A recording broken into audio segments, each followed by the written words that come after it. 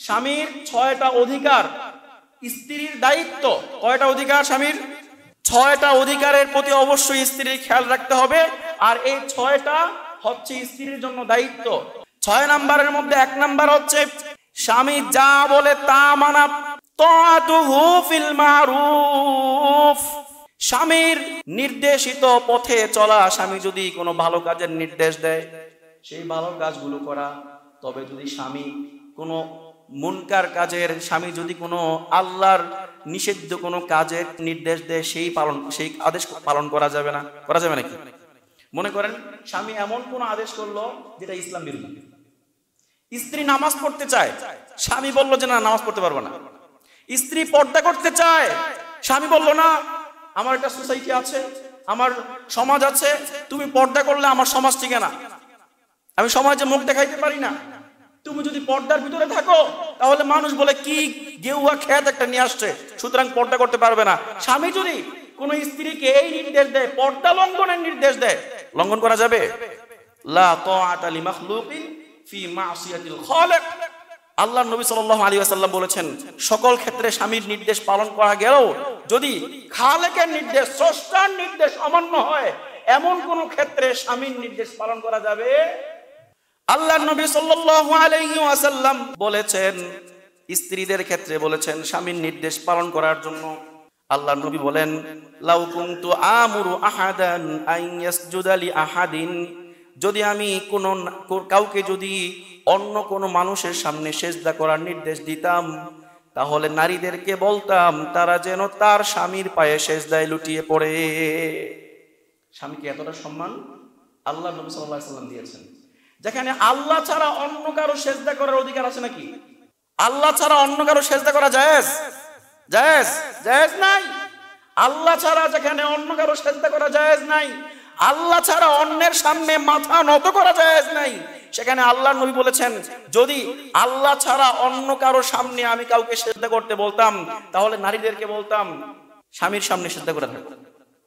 অর্থাৎ একজন নারীর জন্য তার স্বামী দুনিয়ার সবকিছু। এখন আপনি কম্পেয়ার করতে পারেন যে বিয়ের পর একটা নারীর কাছে কি তার বাবা বেশি প্রিয় নাকি স্বামী বেশি প্রিয়? আপনারা বলেন তো। স্বামী যদি প্রিয় না হইতো তাহলে নারীকে বলতো যে, যদি আমি আল্লাহ ছাড়া, আল্লাহ নবী বলতেন যে আল্লাহ ছাড়া অন্য কারো সেজদা করার নির্দেশ দিলে আমি বলতাম প্রত্যেক নারীর জন্য তার বাপের সামনে সেজদা করে। আল্লাহ নবী কি বাপের সামনে সেজদা করার কথা বলছেন? বলছেন কার সামনে? স্বামীর সামনে। স্বামীর সামনে সেজদা করার কথা বলেছেন। তার মানে এটাই বোঝা গেল বিয়ের পর প্রত্যেকটা নারীর জন্য তার স্বামী সবচেয়ে গুরুত্বপূর্ণ ব্যক্তি। তার বাবা মা সবার চেয়ে বেশি গুরুত্বপূর্ণ হচ্ছে তার স্বামী। আরেকটা হাদিস শোনাই। আল্লাহর নবী সাল্লাল্লাহু আলাইহি ওয়াসাল্লামের একজন সাহাবী কায়েস ইবনে সাআদ, নামটা খেয়াল রাখবেন, নামটা কি? কায়েস ইবনে সাআদ রাদিয়াল্লাহু আনহু। তিনি বলেছেন, আমি একদিন হিরায় গেলাম, কুফার একটা শহর। আমি যখন হিরায় গেলাম, গিয়ে দেখলাম ফারাআইতুহুম ইয়াসজুদুনা লিমারজুবানিল লাহুম, তাদের যারা নেতা আছে নেতাদের পায়ে সেজদা করে। কি করে?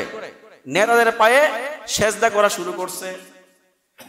তখন হযরত কায়েস ইবনে সাআদ রাদিয়াল্লাহু আনহু বললেন, লা রাসূলুল্লাহি সাল্লাল্লাহু আলাইহি ওয়াসাল্লাম আহাক্কু আন ইউসজাদা লাহু, যদি মানুষেরা তাদের নেতাদেরকে সেজদা করতে পারে তাহলে তো আল্লাহর নবী সবার চাইতে সবার বড় নেতা, তাই না? আল্লাহর নবী হচ্ছে সবার বড় নেতা, তাহলে তো আল্লাহর নবীর সামনে আরো বেশি সেজদা করার বেশি উপযুক্ত। তিনি হিরা থেকে ফিরে আসলেন। আসার পর আল্লাহর নবীকে বললেন, ইয়া রাসূলুল্লাহ, আমি দেখলাম হিরাবাসীরা তারা তাদের নেতাদের সামনে সেজদায় রত আছে, সেজদা করছে। সুতরাং আমি চাই আমি আপনার সামনে সেজদা করব। কি বললেন? সাহাবী বললেন যে আমি চাই আমি আপনার সামনে সেজদা করব। আল্লাহর নবী সাল্লাল্লাহু আলাইহি ওয়াসাল্লাম তখন বললেন, হে সাহাবী, হে আমার সাহাবী, শোনো, আরাআইতা লাউ মারারতা বিকবরি ফাকুনতা তাসজুদু লাহু, হে আমার সাহাবী, তুমি যদি আমার কবরের, আমার মৃত্যুর পর, আমার ইন্তেকালের পর যদি আমার কবরের পাশ দিয়ে অতিক্রম করো, তখন কি আমার কবরে সেজদা করবা নাকি? কি জিজ্ঞেস করলেন? আমার কবরের পাশ দিয়ে তুমি অতিক্রম করলে তখন কি আমার কবরে সেজদা করবা? সাহাবী বললেন, লা, আমি তো আপনার কবরে সেজদা করব না। কি বললেন? আমি আপনার কবরের সামনে দিয়ে পাশ দিয়ে গেলেও সেজদা করব না, কারণ মৃত ব্যক্তিকে সেজদা করা যায়। আল্লাহর নবী সাল্লাল্লাহু আলাইহি ওয়াসাল্লাম বলেছেন, যদি আমি কোনো আল্লাহ ছাড়া অন্য কারো সামনে সেজদা করার নির্দেশ কাউকে দিতাম, তাহলে নারীদেরকে বলতাম তারা যেন সবাই তার স্বামীর সামনে সেজদা করে। অর্থাৎ আল্লাহ ছাড়া কারো সামনে সেজদা করার অনুমতি নাই, কারো সামনে সেজদা করার অনুমতি নাই। আল্লাহ ছাড়া অন্য কারো সামনে সেজদা করা হচ্ছে হারাম এবং কুফর, শিরক। কি? শিরিক। আর যে ব্যক্তি শিরিক করবে, আল্লাহ তাআলা বলেন, ইন্নাহু মান ইউশরিক বিল্লাহ ফাকাদ হারামাল্লাহু আলাইহিল জান্নাহ। যে ব্যক্তি শিরিক করবে, আল্লাহ তাআলা তার জন্য জান্নাতকে হারাম করে দেন, তার জন্য জান্নাত হারাম হয়ে যায়। এজন্য শিরকে লিপ্ত হওয়া যাবে না। তো বলতেছিলাম, স্বামীর খেদমত, স্বামীর আনুগত্য করা লাগবে, স্বামীর আনুগত্য করা লাগবে। এক নাম্বার কাজ।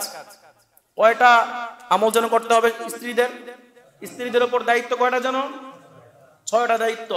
এই 6টা দায়িত্ব পালন করতে পারলে একজন স্ত্রী আর স্বামীও যদি ঠিকঠাক মতো আমল করতে পারে, তাহলে স্বামী আর স্ত্রী একসাথে জান্নাতে থাকতে পারবে। আর যদি কোন স্ত্রী এই 6টা থেকে একটা দায়িত্ব কম করে, তাহলে কিন্তু স্ত্রী জান্নাতে যাওয়ার চান্স নাই। তো 1 নাম্বার, স্বামীর আনুগত্য করতে হবে। 2 নাম্বার, স্বামীর ঘরের কাজ কর্মগুলা স্ত্রীর দায়িত্ব। স্বামীর ঘরের কাজ কর্মগুলা কাদের দায়িত্ব? স্ত্রীর দায়িত্ব। এখন বর্তমানের নারীরা তো মনে করে আমার কোনো দায়িত্ব নাই, হ্যাঁ কাজ করাইতে চাইলে লোক রাইখা কাজ করা, আমি কেন কাজ করতে যাবো? আমি বড় লোকের মাইয়া, আমার তো এমনি একটা স্ট্যাটাস আছে, আমি কোনোদিন হাতে কালি লাগাই নাই, এখন যদি রান্না বান্না করতে যায় হাতে কালি লাগতে পারে। এই ধরনের মেয়ে আছে না নাই? এই ধরনের নারী আছে না নাই? হযরত ফাতেমা রাদিয়াল্লাহু আনহা হচ্ছেন আল্লাহর নবীর সবচেয়ে প্রিয় কন্যা, সবচেয়ে প্রিয় পাত্র, এমন একজন মহিলা। শুধু তাই নয়, আল্লাহর নবী সাল্লাল্লাহু আলাইহি ওয়াসাল্লাম বলেছেন, ফাতেমা হচ্ছে জান্নাতি নারীদের সর্দারনী, জান্নাতি নারীদের সর্দারনী। এমন মহিলা নিজের ঘরের কাজ নিজে করত। ফাতেমা রাদিয়াল্লাহু আনহা কি ঘরের কাজ নিজে করত। আবু দাউদের বর্ণনা, আল্লাহর নবী সাল্লাল্লাহু আলাইহি, আবু দাউদের বর্ণনা, হযরত আলী রাদিয়াল্লাহু আনহু বলেন, এমন নাই আছে নাকি গ্যাসের চুলা এসে পড়ছে, বসায় দেয়, এদিকে টিভি দেখে আর রান্না হয়ে যায়, বসায় দিয়া টিভি দেখে আর কি রান্না হয়ে যায়। কিন্তু তৎকালীন সময়ে একটা খাবার জোগানোর জন্য অনেক কাজ মহিলাদের করতে হইতো। কত কাজ করতে হইতো জানেন? যদি গম নিয়ে আসতো, এই গমটাকে পেষতে হইতো, জাতা কলের মাধ্যমে পেষে সেটাকে আটা বানাইতে হইতো, এবং চালনি দিয়ে চালতে চালতে সেই আটাকে একদম ক্লিন করতে হইতো, এবং সেটা দিয়ে তারপর কি খামিরা করে রুটি বানাইতে হইতো। আগুন জ্বালাইতে গিয়া ফুয়াইতে জান শেষ, এমন একটা অবস্থা ছিল। হযরত ফাতেমা রাদিয়াল্লাহু আনহা এই কষ্ট করতেন।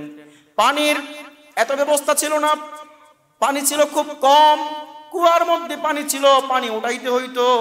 মহিলারা গিয়ে সেখান থেকে বালতি দিয়ে পানি উঠাইতো। হযরত আলী রাদিয়াল্লাহু আনহু বলেন, ফাতেমা রাদিয়াল্লাহু আনহা কাজ করতে করতে পানি উঠাইতে তার কাঁধের দিকে দাগ পড়ে গেছে, পানি উঠাইতে দাগ পড়ে গেছে। তিনি ছিলেন জান্নাতি সর্দারনী, জান্নাতি নারীদের সর্দারনী, তার কাঁধে দাগ পড়ে গেছে।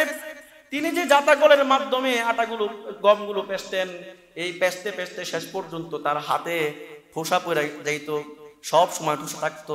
এমন একটা অবস্থা। কাজ করতে করতে তিনি যে ঘর ঝাড়ু দিতেন, ঘর ঝাড়ু দেওয়ার কারণে জামা কাপড় নোংরা হয়ে যাইত, ময়লা হয়ে যাইত। হযরত ফাতেমা রাদিয়াল্লাহু আনহার একটার বেশি 2টা জামা ছিল না, একটাই জামা ছিল। জামা ছিল কয়টা? একটাই জামা ছিল। ফাতেমা রাদিয়াল্লাহু আনহাকে আলী রাদিয়াল্লাহু আনহু বললেন, ফাতেমা রে, তুমি তো সারাদিন কাজকর্ম করো, আমি তো বাহিরে কাজকর্ম করি, তুমি তো ঘরে কাজকর্ম করো, যাও আল্লাহর নবীর কাছে যাও, তা আল্লাহর নবীর কাছে গিয়ে একজন খাদেমা নিয়ে আসো, তোমার কাজের সহযোগিতা করবে। হযরত ফাতেমা রাদিয়াল্লাহু আনহা আল্লাহর নবীর কাছে গেলেন, গিয়ে দেখলেন অনেকগুলো খাদেমা আসছে। আল্লাহর নবী তখন দেখতে পাইলেন যে আল্লাহর নবী অন্য সাহাবীদের সাথে কথা বলতেছেন, আলাপচারিতায় লিপ্ত আছেন। এমন সময় ফাতেমা রাদিয়াল্লাহু আনহা সামনে যান নাই, সামনে না গিয়ে বরং যখন দেখতেছে অনেকক্ষণ পর্যন্ত কথা বলতেছে, আল্লাহর নবী ফাতেমাকে দেখেন নাই। ফাতেমা রাদিয়াল্লাহু আনহা কিছুক্ষণ দাঁড়িয়ে থেকে চলে আসছেন। ফাতেমা রাদিয়াল্লাহু আনহা চলে আসছেন, এই ব্যাপারে হযরত আলী রাদিয়াল্লাহু আনহু আল্লাহর নবীকে জানাইলেন ফাতেমা আসছিল। আল্লাহর নবী সাল্লাল্লাহু আলাইহি ওয়াসাল্লাম পরের দিন ফাতেমার কাছে গেলেন, গিয়ে বললেন, ফাতেমা রে, তুমি কেন আসছিলা আমার কাছে বলো। ফাতেমা রাদিয়াল্লাহু আনহা তখনও পর্যন্ত লজ্জায় বলতে চায় না। আলী রাদিয়াল্লাহু আনহু বললেন, ইয়া রাসূলুল্লাহ, আপনার প্রিয় মেয়ে, প্রিয় কন্যা তো কষ্ট করে সারাদিন কাজ করে, সারাদিন কাজে কর্মে তার যায়, দেখেন হাতে ঠোসা পড়ে গেছে, তার কাঁধে দাগ পড়ে গেছে। আল্লাহর নবী সাল্লাল্লাহু আলাইহি ওয়াসাল্লামের কাছে হযরত আলী রাদিয়াল্লাহু আনহু আবেদন করলেন, ইয়া রাসূলুল্লাহ, আপনার মেয়ের, আপনার এই প্রিয় কন্যার কষ্টগুলো লাঘব করার জন্য একটা খাদেমা দিলে মনে হয় ভালো হয়। ফাতেমা রাদিয়াল্লাহু আনহা বললেন, ইয়া রাসূলুল্লাহ, একটা খাদেমা দেন না আমাকে। আল্লাহর নবী তখন একটা কথা বলছিলেন। আল্লাহর নবী বললেন, ইত্তাকিল্লাহ, হে ফাতেমা, আল্লাহকে ভয় করো। কাকে ভয় করতে হবে? আল্লাহকে ভয় করো। ওয়া'মালি আমালা বাইতিক, আর তোমার ঘরের কাজ তুমি নিজেই করো। তোমার ঘরের কাজ, আল্লাহকে ভয় করো, তোমার ঘরের কাজ তুমি নিজে করো। অর্থাৎ ঘরের কাজ নিজেই করতে হবে। এখন যারা নারীরা আছে ঘরের কাজ করতে চায় না, লোক রাইখা কাজ করাইতে চায়, এই সমস্ত নারীরা কয়দিন পরে অসুস্থ হয়ে যায়। কারণ পরিশ্রম করলে, শরীর থেকে ঘাম ঝরলে কি হয়? স্বাস্থ্য ভালো থাকে। বর্তমান চিকিৎসা বিজ্ঞান বলে যে যখন প্রত্যেক দিন মিনিমাম একজন মানুষের আধা ঘন্টা ঘাম ঝরানো পরিশ্রম করা দরকার, ঠিক না? আর এখন নারীরা রান্না করতে গেলেও তো ঘাম ঝরে নাকি? ঘাম ঝরে না, শীতকালে তো আরো না, গরমকালে যায় একটু ঝরে গরমে, শীতকালে তো আরো ঝরে না।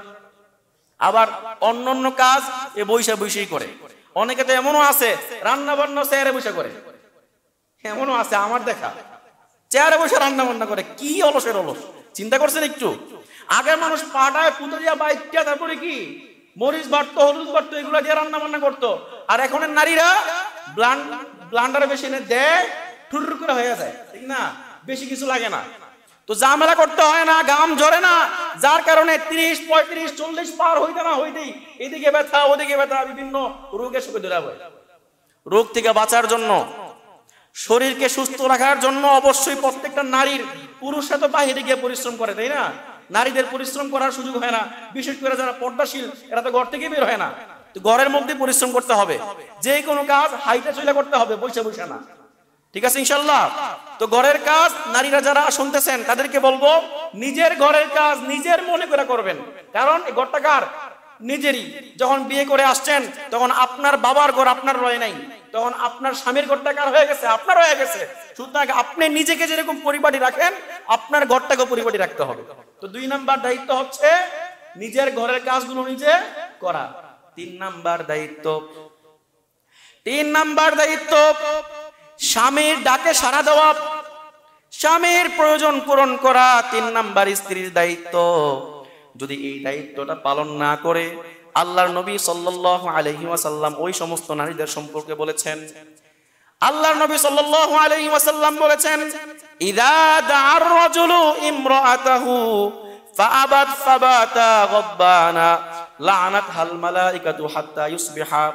আল্লাহর নবী বলেছেন, কোন পুরুষ যদি কোন নারীকে নিজের কাছে ডাকে, আর সে কোনো ওজর ছাড়া, কোনো ওজর নাই, কোনো সমস্যা নাই, প্রাকৃতিক কোনো সমস্যাও নাই, এই অবস্থায় নিজের ইগো দেখাইতে গিয়া, ভাব দেখাইতে গিয়া স্বামীটাকে কি সাড়া দিব, এজন্যে সাড়া দিল না, আর স্বামী তার প্রতি রাগান্বিত অবস্থায় রাত্র কাটায়, আল্লাহর নবী বলেন ফেরেশতারা সারা রাত্র পর্যন্ত তার উপর লানত করে। আর এই অবস্থায় যদি স্ত্রী মারা যায়, আল্লাহর নবী বলেন ওই মহিলা আল্লাহর লানত নিয়ে, ফেরেশতাদের লানত নিয়ে মৃত্যুবরণ করবে। আর যে ফেরেশতাদের লানত নিয়ে মৃত্যুবরণ করবে, তার স্থান কোথায় হবে? কোথায় হবে? ডান দিকে না বাম দিকে? বাম দিকে হবে, জাহান্নামে হবে, খেয়াল রাখতে হবে। আল্লাহর নবী আরো বলেছেন, ইদার রাজুলু দাআ ইমরাতাহু লিহাজাতিহি যদি কোনো পুরুষ তার স্ত্রীকে নিজের প্রয়োজন পূরণের জন্য ডাকে, ফালতাতিহি, অবশ্যই যেন সে নারী তার স্বামীর ডাকে সাড়া দেয়। ওয়া ইন কানাত আলাত তান্নুর, যদিও নারী রুটি বানাইতে থাকে, কাজ করতে থাকে, রান্না বান্না করতে থাকে, নারী মনে করতে পারে রান্না রাইখা স্বামীর ডাকে সাড়া দিলে রান্না সব পূর্ব, কি মনে করতে পারে রান্না সব তরকারি ভাত সব পুইরা শেষ, কিন্তু পড়লে পড়বো আগে স্বামীর ডাকে সাড়া দাও। এটা কার ঘোষণা? আল্লাহর নবীর ঘোষণা। স্বামীর ডাকে সাড়া দেওয়া লাগবে, এটা দায়িত্ব। আল্লাহর নবী সাল্লাল্লাহু আলাইহি ওয়াসাল্লাম আরো বলেছেন, আইয়ুমা ইমরাতিন মাতাত ওয়া যাওজুহা আনহা রাদিন দাখালাতিল জান্নাহ, কোন নারী যদি মৃত্যুবরণ করে এমত অবস্থায় যে তার স্বামী তার প্রতি সন্তুষ্ট, তাহলে ওই নারী আল্লাহর তৈরি জান্নাতে প্রবেশ করবে। যদি এমন হয় আপনি আপনার স্বামীর সাথে খারাপ আচরণ করেছেন, আপনার স্বামীটাকে আপনি সাড়া দেন নাই, এই অবস্থায় সাড়া দেন নাই, আপনার স্বামী আপনার প্রতি রাগান্বিত অবস্থায় আছে, এই অবস্থায় যদি আপনার মৃত্যু হয় তাহলে মনে রাখবেন সোজা জাহান্নাম। আর যদি আপনি আপনার স্বামীকে সন্তুষ্ট করাইতে পারেন তাহলে আল্লাহর তৈরি জান্নাত আপনার জন্য খোলা। ইনশাআল্লাহ কি করতে হবে? স্বামীর ডাকে সাড়া দেওয়া লাগবে। 4 নাম্বার দায়িত্ব হচ্ছে স্বামীকে কষ্ট দেওয়া যাবে না। দায়িত্ব কি? স্বামীকে কষ্ট দেওয়া যাবে না। যদি কোনো নারী স্বামীকে কষ্ট দেয়, শারীরিক কষ্ট, মানসিক কষ্ট, অথবা মুখে মুখে তর্ক করে, যদি কোনো নারী স্বামীর মুখে মুখে তর্ক করে, সেই স্বামী কষ্ট পায় কিনা? রাগ হয়, প্রচন্ড রকম রাগ হয়। কারণ কোন পুরুষ সহ্য করতে পারে না যে তার স্ত্রী তার সাথে মুখে মুখে তর্ক করুক। এজন্য সংসার সুখী করার জন্য, সংসারে সুখী হওয়ার জন্য অবশ্যই একজন রাগান্বিত হইলে আরেকজন চুপ থাকতে হয়। কি করতে হয়? আরেকজন চুপ থাকতে হয়। স্বামী যদি রাগান্বিত হয় কোনো কারণে, স্ত্রীর চুপ থাকতে হবে। স্ত্রী যদি রাগান্বিত হয়, স্বামীর চুপ থাকতে হবে। এর মাধ্যমে সংসারটা ঠিক থাকবে, সংসারে সম্প্রীতি মহাব্বত বৃদ্ধি পাবে। আর যদি স্ত্রী রাগান্বিত অবস্থায় থাকে, স্ত্রী যদি স্বামীকে মুখে মুখে তর্ক করে কষ্ট দেয়, তাহলে আল্লাহর নবী সাল্লাল্লাহু আলাইহি ওয়াসাল্লাম তাদের সম্পর্কে, ওই সমস্ত নারী সম্পর্কে বলেন, ফেরেশতারা, জান্নাতের যে হুররা আছে, যে ব্যক্তি স্বামীর সাথে খারাপ আচরণ করলো, এই স্বামীর জন্য কি জান্নাতে হুর আছে না? আছে না নাই? মুসলমান মাত্রই কোনো না কোনো একদিন হইলেও জান্নাতে যাবে কিনা? জান্নাতে তার জন্য হুর রাখা আছে। তখন ওই হুররা বলে, ক্বাতালাকিল্লাহ লা তুযিহি। হুররা বলতে থাকে, হে মহিলা, তুমি তোমার স্বামীকে কষ্ট দিও না, আল্লাহ তাআলা তোমাকে ধ্বংস করুক। কি বলে? আল্লাহ তোমাকে ধ্বংস করুক, তুমি তোমার স্বামীকে কষ্ট দিও না। ফাইন্নামা হুয়া দাখিলুন, সে তোমার কাছে তো অল্প কয়েকদিনের জন্য আছে, সে তো আমাদের কাছে চলে আসবে চিরদিনের জন্য। অল্প কিছুদিন আছে, সুতরাং তার সাথে ভালো আচরণ করো, মুখে মুখে তর্ক কইরো না, তার অপছন্দনীয় জিনিস তুমি কইরো না, যে কাজে তোমাকে বাধা দেয় সেই কাজ তুমি করতে যাও না। করলে কি হবে? হুরেরা ক্বাতালাকিল্লাহ, মানে লানত দিয়ে থাকে, হুরেরা পর্যন্ত অভিশাপ দেয়। এজন্য নারীদেরকে বলবো, জান্নাতি হুরদের অভিশাপ থেকে বাঁচতে হইলে অবশ্যই স্বামীর সাথে ভালো আচরণ করা লাগবে। স্বামীর সাথে খারাপ আচরণ করলে ফেরেশতারা যেমন লানত দিবে, জান্নাতের হুররাও কি করবে? লানত দিবে।